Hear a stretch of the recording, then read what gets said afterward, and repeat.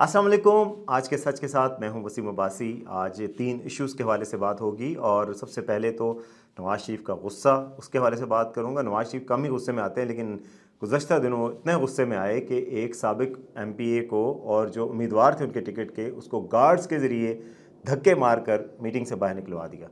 ये क्या कहानी है, इस बारे में आपको बताऊँगा। इसके अलावा इलेक्शन कमिश्नर पर, जो चीफ़ इलेक्शन कमिश्नर हैं सिकंदर सुल्तान राजा, उन पर इस्तीफ़े के लिए दबाव बढ़ गया है और हर तरफ से दबाव आ रहा है। इस हवाले से आपसे बात होगी कि किस किस तरफ से आ रहा है। तीसरा, एक हुकूमती अहम मशीर अहद चीमा को इलेक्शन कमीशन ने ओहदे से हटा दिया है, उसकी क्या वजह बनी है। और फवाद हसन फवाद, जो कि एक और हुकूमती मशीर हैं, उनका केस लगा हुआ है और वो चंद दिनों में उसका फ़ैसला आना है। तो क्या फ़ैसला मुतवक्के है, इस हवाले से आपसे बात करूँगा।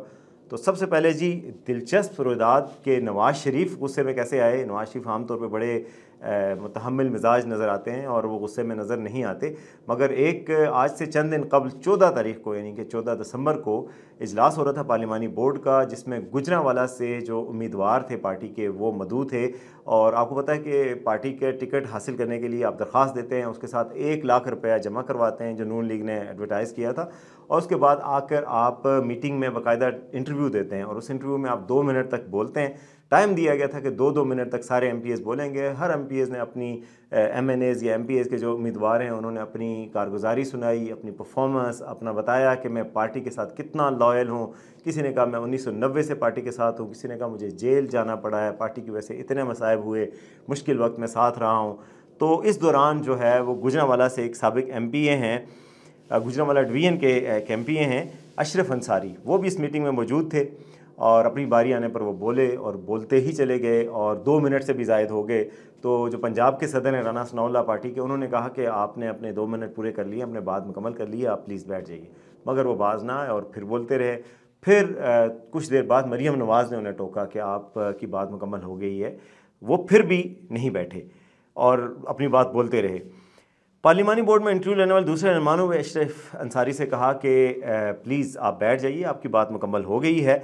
मगर जिस अशरफ अंसारी जो है वो इस बात पर गुस्से में आ गए और कहा कि अगर आप हमारी बात नहीं सुनना चाहते तो हमें बुलाया क्यों है, मैंने दरख्वास्त दी है और पैसे भी जमा करवाए हैं।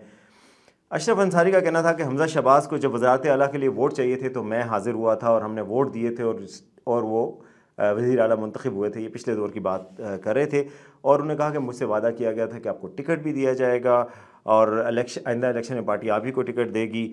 और जिसके बाद नवाज़ शरीफ ने फिर साबिक लीगी MPA को, अशरफ अंसारी को अपने मखसूस अंदाज में मुखातिब करके कहा कि आप वही तो नहीं जो पार्टी छोड़कर तहरीक इंसाफ के साथ जा मिले थे, लिहाजा आप इस मीटिंग से ही चले जाएं।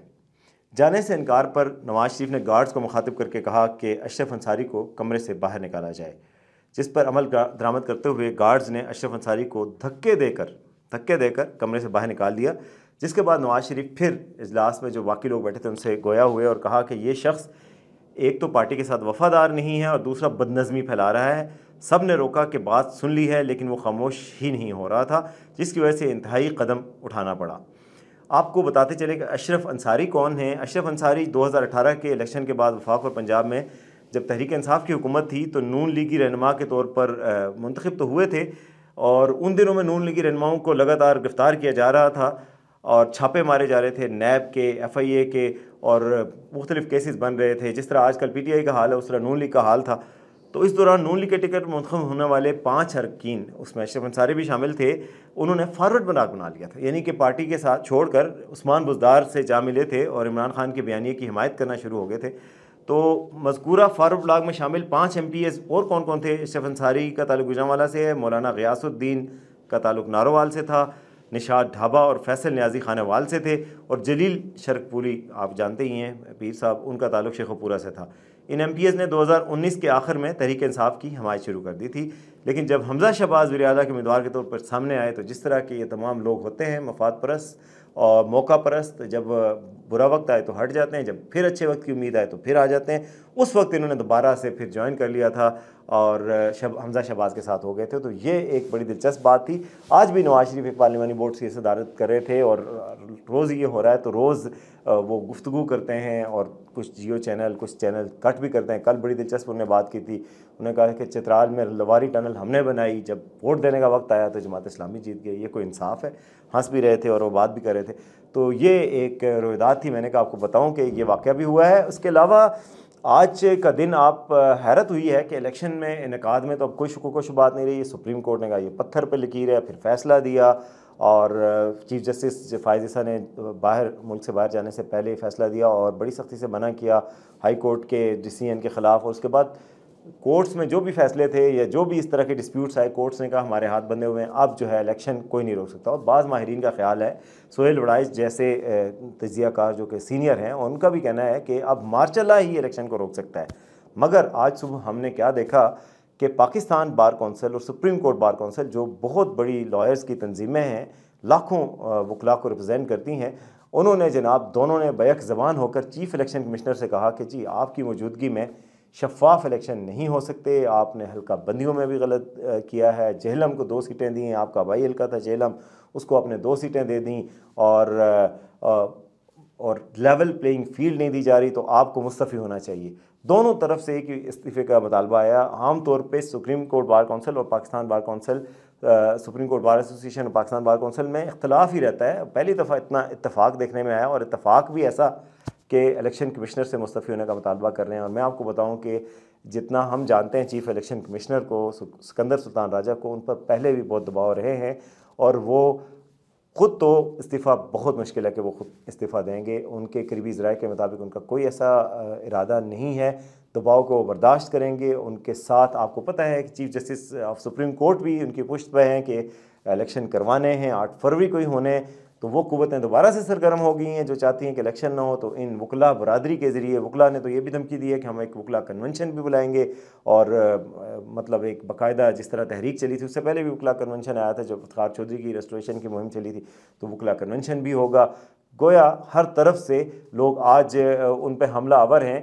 और आपको बताएं कि उनके बहरहाल उनकी तरफ से फिर प्रेस रिलीज आई इलेक्शन कमीशन की तरफ से। उन्होंने कहा कि जी भाई उनका बाई हल्का है ही नहीं जेहलम, और 2 हल्के, उन्होंने कहा कि ऐसी ये गलत अफवाह फैलाई जा रही है कि जेहलम में 2 हल्के क्रिएट किए गए हैं जी अपने आबाई इलाके को फेवर करने के लिए। उनका तो आबाई हल्का जेहलम है ही नहीं और ये गलत अफवाहें, और चीफ जस्टिस के और चीफ इलेक्शन कमिश्नर जो है वो किसी के दबाव में नहीं आएंगे।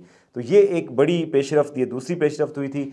और तीसरी बात भी इलेक्शन कमीशन से ही आई है खबर कि अहद चीमा जो कि शहबाज शरीफ के मिनिस्टर थे बराए इस्टेब्लिशमेंट डिवीजन, उनको ओहदे से हटा दिया गया है। वो निगरान हुकूमत में भी मशीर बने और इस्टेब्लिशमेंट डिवीजन के मशीर बने। तो उन पर एतराज़ उठाया गया कि आप तो एक पार्टी के हामी हैं और एक पार्टी की दौर में हुकूमत करते रहे हैं, तो निगरान हुकूमत में कैसे आ सकते हैं। एतराज़ बड़ा जेन्युइन था। तो इलेक्शन कमीशन ने आज ये फैसला दे दिया। एतराज़ तो जनाब फवाद हसन फवाद पे भी उठा था जो मशीर हैं प्राइवेटाइजेशन के हवाले से इस हुकूमत के। तो फवाद हसन फवाद के फैसले को डेफर कर दिया गया। आइंदा चंद दिनों में उसको फैसले को सुनाया जाएगा, शायद 21 तारीख को फैसला सुनाया जाएगा। ताहम मैं आपको बताऊं कि फवाद हसन फवाद के हवाले से उनके चांसेस बच जाने के ज़्यादा हैं, क्योंकि उनके हवाले से कहा जा रहा है कि वो शहबाज हुकूमत में नहीं थे, यानी कि इमीडिएटली जो पिछली हुकूमत है वो उसके मशीर नहीं थे। ना सिर्फ उनके पास कोई हुकूमती ओहदा नहीं था, वो प्रिंसिपल सेक्रेटरी ज़रूर रहे हैं नवाज़ शरीफ के, लेकिन वो तो ब्यूरोक्रेट थे। इस तरह तो बहुत सारे ब्यूरोक्रेट नवाज शरीफ के साथ सर्व कर चुके हैं और इनके साथ भी सर्व कर चुके हैं। तो इसका मतलब नहीं होता कि आप निगरान हुकूमत में नहीं काम करेंगे। इस वजह से उनके वाज़े और रोशन इम्कान हैं कि फवाद हसन फवाद जो है वो बच जाएंगे। मैंने कुछ दिन पहले इंटरव्यू किया था, आपको पता है कि उमर चीमा साहब का जो सीनियर सहाफ़ी हैं उन्होंने कहा था कि फवाद हसन फवाद जो है वो वाहिद वज़ीर हैं जो कि इलेक्शन की जल्दी में, और वो चाहते हैं कि इलेक्शन जल्द से जल्द हो जाएं और कम से कम जो है वो अपने घर लाहौर जा सकें। वो यहाँ पर खुश भी इतना नहीं है और वो उनको कोई लालच नहीं है ओहदे का। और एक और जो उनकी खूबी बताई थी उन्होंने कि ये DHA से ताल्लुक़ रखते हैं। DHA वो DHA नहीं है डिफेंस हाउसिंग अथॉरिटी, बल्कि डेरी हसन आबाद। और डेरी हसन आबाद इसलिए मशहूर है इस वक्त कि मुल्क की आला तरीन शख्सियत यानी कि army chief general Asim Munir, हाफिज़ आसिम मुनीर का ताल्लुक भी डेरी हसन आबाद रावलपिंडी के इलाके से है और वो चंद किलोमीटर के फासले पर रहते हैं। फवाद हसन फवाद के उनके साथ मरासिम भी हैं। और तो फवाद हसन फवाद के हवाले से ये ख़बरें आ रही हैं कि उनका भी केस चल रहा है इलेक्शन कमीशन में, मगर मुझे नहीं लगता कि उनको कोई ठेस पहुँचेगी। वो इस वक्त PIA की प्राइवेटाइजेशन में मसरूफ़ हैं और मुख्तलिफ़ इदारों की प्राइवेटाइजेशन में मसरूफ़ हैं, और उनका केस भी स्ट्रॉन्ग इसलिए नहीं है कि वो पिछली हुकूमत में कोई ओहदे पे नहीं थे बल्कि जेल में थे, और उससे पिछली हुकूमत में एक ब्यूरोक्रेट के तौर पे सर्व कर रहे थे, किसी हुकूमती इस तरह का ओहदा नहीं था, सियासी पोजीशन पे नहीं थे। तो अब देखते हैं कि उनका फ़ैसला क्या आता है। मैंने तो आपको बताया कि उनके चांसेस हैं कि वो बचने में कामयाब होंगे। इलेक्शन कमीशन पे दबाव है तो वो किस तरह उससे निकलेंगे। आज एक बहुत अनफॉर्चुनेट वाक़या हुआ था, मैं कहना चाहूँगा कि उस्मान डार की वालदा के हवाले से सुबह सुबह वीडियो आई कि उनको ज़दोकोब किया गया, उनके कपड़े फाड़ दिए गए, उनके घर का दरवाज़ा तोड़ दिया गया, उनके बाकी अहल खाना जो ख़वातीन थी उनका साथ भी बदसलूकी की गई। ये वीडियो सामने आई तो सब तरफ से कंडमनेशन सामने आई है पाकिस्तान भर से, और लोग इस पर काफ़ी एतराज़ कर रहे हैं। और लेकिन उसके साथ वजाहत आ गई ख्वाजा आसिफ की कि उनका ताल्लुक, उनका इस वाक़े से कोई ताल्लुक नहीं।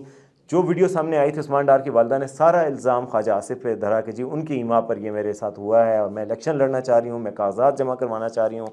ज़ाहिर है खातून के साथ इस सलूक की कोई भी हिमायत नहीं कर सकता, एक इंतहाई काबिल मज़म्मत फ़ेल है। लेकिन जो DPO है मुतलका और जो ख्वाजा आसिफ हैं, उन दोनों ने इसकी तरदीद की है कि कोई तशद्दुद हुआ है।